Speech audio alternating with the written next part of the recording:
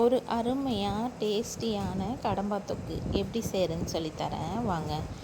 இன்றைக்கி நான் ஒரு 100 ரூபாய்க்கு தான் கடம்பா வாங்கினேன். எங்கள் வீட்டில் அவ்வளோக்கா அதிகமாக யாரும் சாப்பிட மாட்டோம்.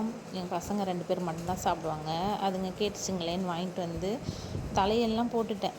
இந்த உடம்பை மட்டும் நல்லா தொலியை உரித்து க்ளீன் பண்ணி உப்பு போட்டு நல்லா அலசி நல்லா ரவுண்டாக கட் பண்ணி எடுத்து வச்சுட்டு அதில் கொஞ்சோண்டு மஞ்சத்தூள், கொஞ்சோண்டு மிளகாத்தூள், நம்ம காரத்துக்கு தகுந்த மாதிரி இது போட்டுட்டு அது கூட கொஞ்சம் உப்பும் போட்டுட்டு 1 ஸ்பூன் இன்றைக்கி நான் என்ன மசாலாத்தூள் போட்டிருக்கேன்னா எங்கள் வீட்டு மீன் மசாலாத்தூள் தான் போட்டிருக்கேன்.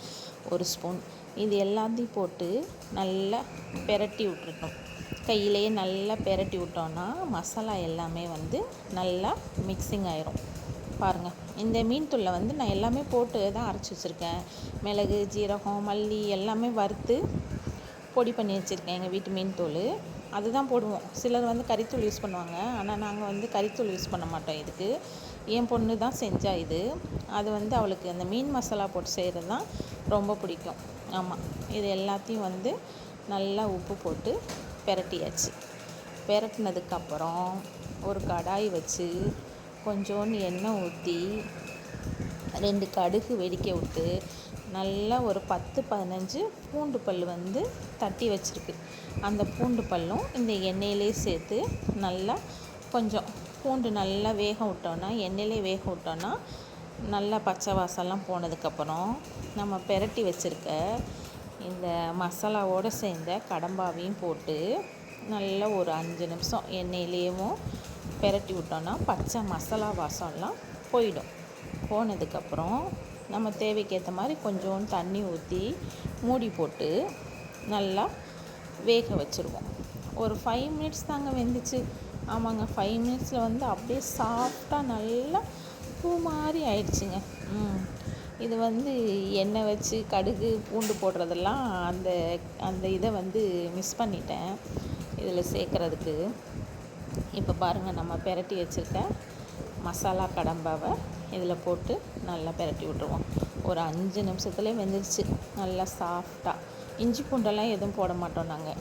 ஆமாம், நல்லா பூண்டு மட்டுமே, வெறும் பூண்டு மட்டுமே தட்டி போட்டு வைப்போம். சிலர் இஞ்சி பூண்டு போடுவாங்க, ஆனால் நாங்கள் போட மாட்டோம்.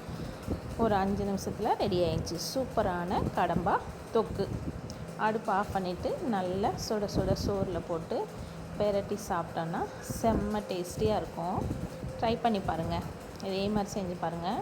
நல்லா தான் இருந்துச்சு. நானும் எப்பயும் சாப்பிடலாம் மாட்டேன் இந்த கடம்பா தொக்கெல்லாம். இன்றைக்கி என்னவோ என் பொண்ணு கொஞ்சம் சாப்பிட்டுப்பாருன்னு சொன்னதுனால நானும் கொஞ்சம் வச்சு சாப்பிட்டேன். அப்புறம் இதில் ஒரு கொத்து கருவேப்பிலை மட்டும் உருவி போட்டு வச்சோம். அந்த கருவேப்பிலை ஃப்ளேவர் இதோடு சேரும்போது வாசமாக ரொம்ப நல்லா இருந்துச்சு.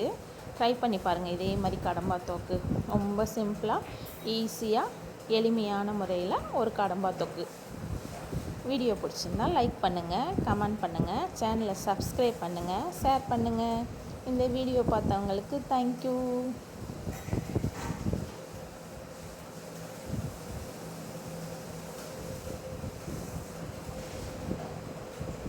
லாஸ்ட்டாக கொஞ்சோண்டு பெப்பர் தூள் வேறு போட்டால் அதையும் நான் சொல்ல மறந்துட்டேன் பாருங்கள். இப்போ தான் போட்டுருவா.